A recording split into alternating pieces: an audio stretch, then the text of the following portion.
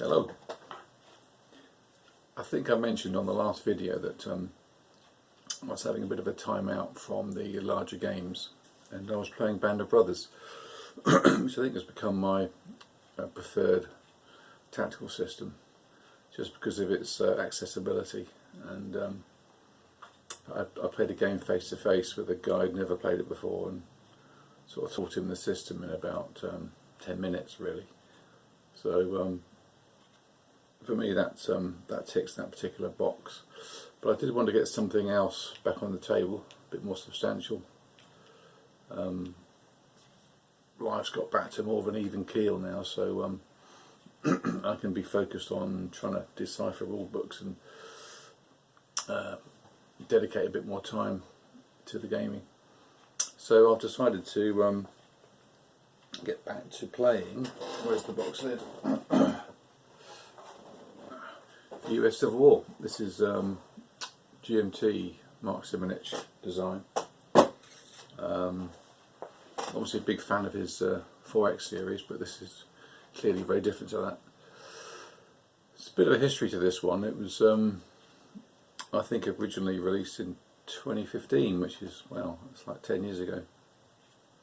And I bought the first edition, and I played it solitaire and face to face a couple of, maybe 2 or 3 times. Enjoyed it.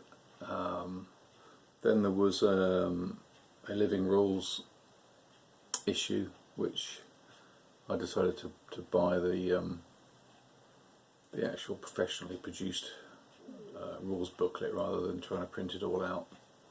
And that was in 2017, which I thought was going to nail the system down.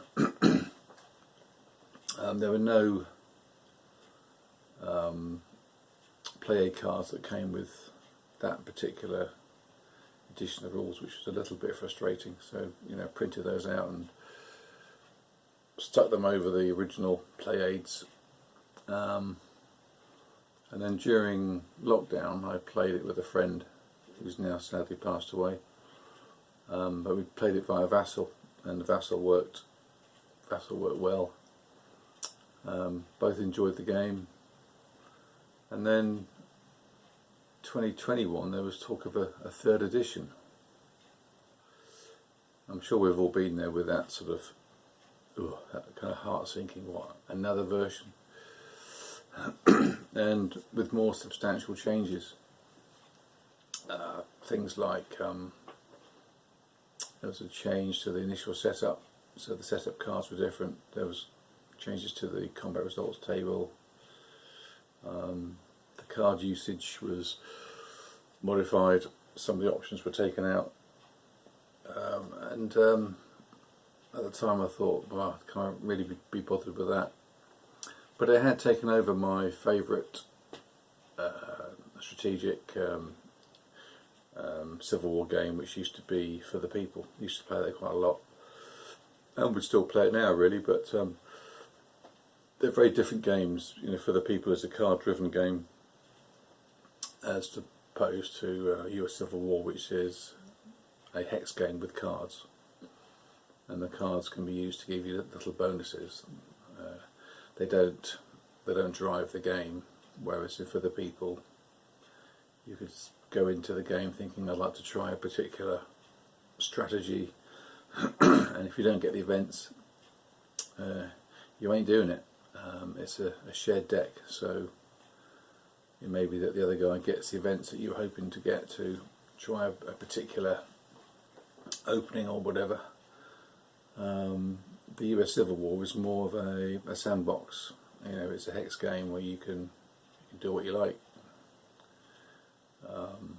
You have limitations on actions, but you can spend those actions as you deem fit.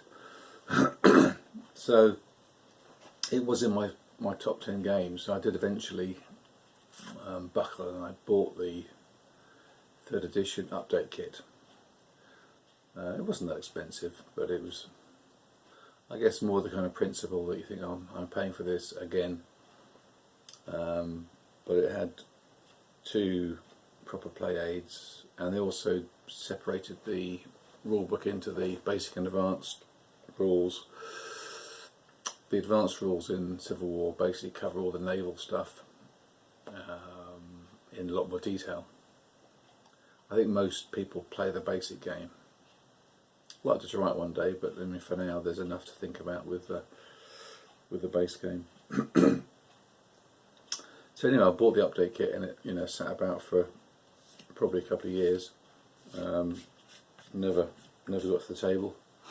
And I thought it was about time I did. So I've had to reread the rules, which is a bit less daunting. It's still, if you ignore some of the bit beyond the scenarios and the optional rules, they're basically 30 pages, which, given what it covers, is pretty good. The advanced rules are another 13 or 14.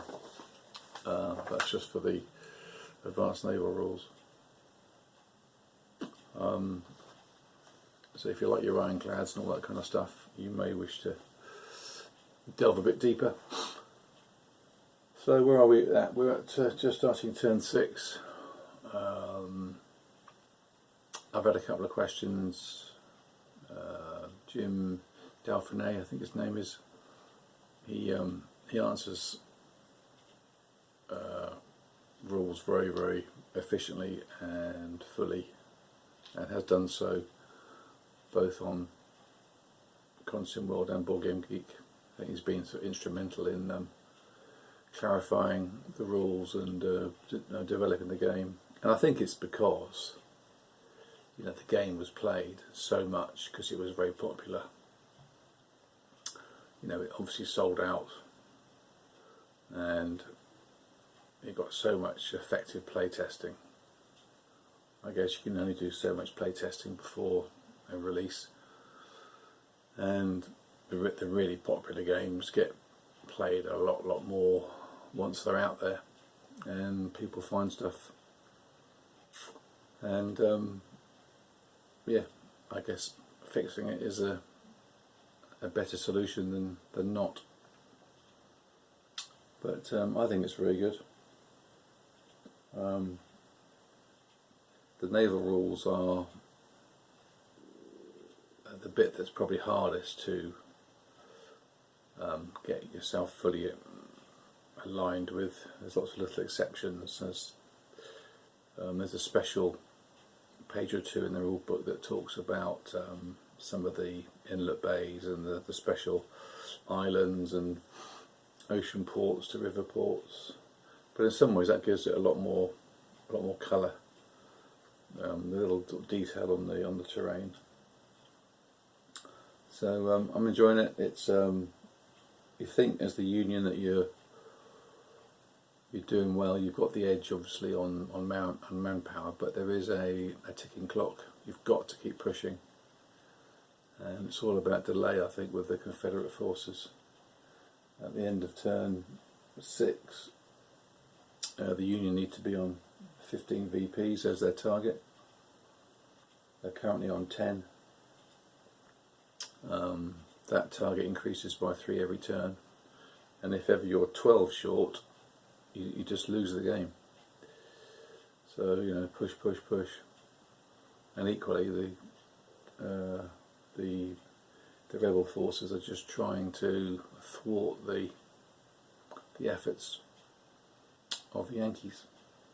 So I'll show you the map. I think the map's quite attractive, but I'll see. Okay, so we'll just stand back, give you an idea of the space you need. So that's my 4 foot wide table going down this edge. This is 4 foot, so it fits on there quite neatly. Bit of edge there for your dice tower and cards. There are a couple of displays. The army markers are actually optional, but I like to play with them. It's a bit of colour, isn't it? Who doesn't like to move around the Army of the Northern Virginia or the Army of the Potomac?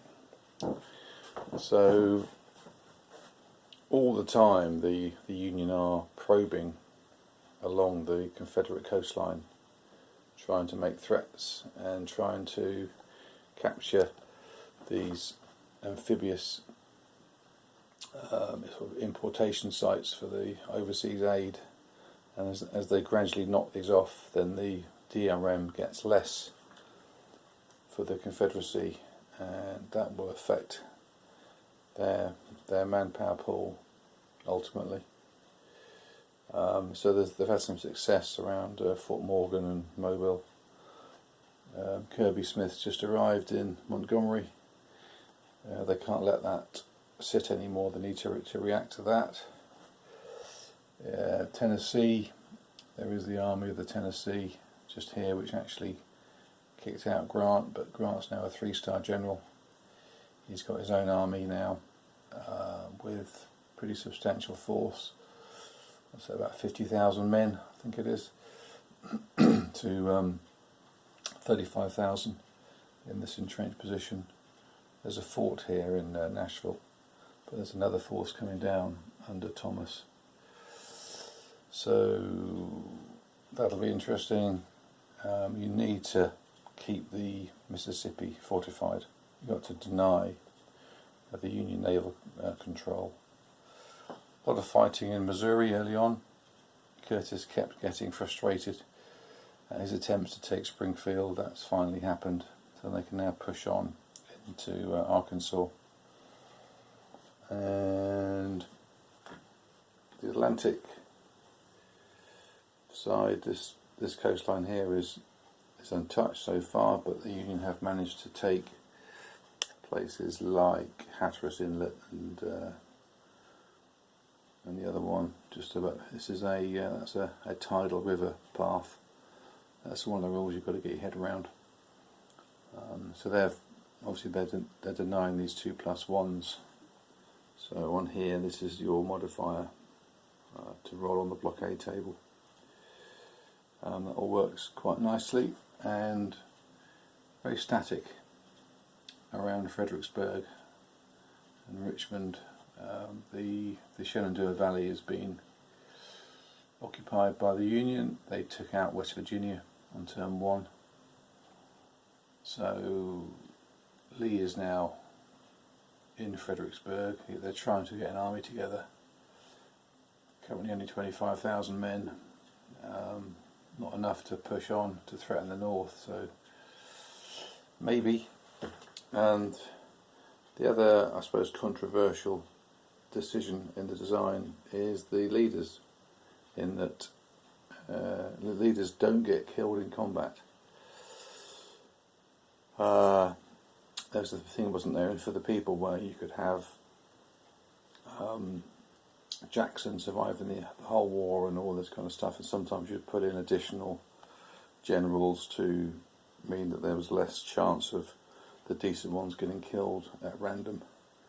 In this system, they go out of the game when they went out of the war, and to me that actually takes away that whole kind of gaminess of, trying to minimise the chance of losing a good general. So, for example, you get this one here. You see Jackson gets replaced with Ewell, so he comes off at the historical date when he was no longer around. But anyway, give you an idea of the game. It's a dice difference activation. So essentially, both sides roll a 1d6. And the difference is the number of action points you get to spend, and you spend them as you wish. If the difference is 1, you only get 1 in each theatre. So you've got the Trans-Mississippi, then you've got the Western, and then you've got the Eastern, with a dividing line just here. So if you roll a difference of 1, you get to spend 1 action point in each of the theatres. If you've got a difference of 2 or 3, you can spend them wherever you like, maybe all in the same theatre. And these cards, these are just little bonus cards which let you do some stuff. Build forts and get a +2 if you're attacking, all that good stuff. But that's a quick overview of the game. I think it's a good one. I can't think of any other game at this scale on the conflict that I would rather play. So guess that's a fair plaudit.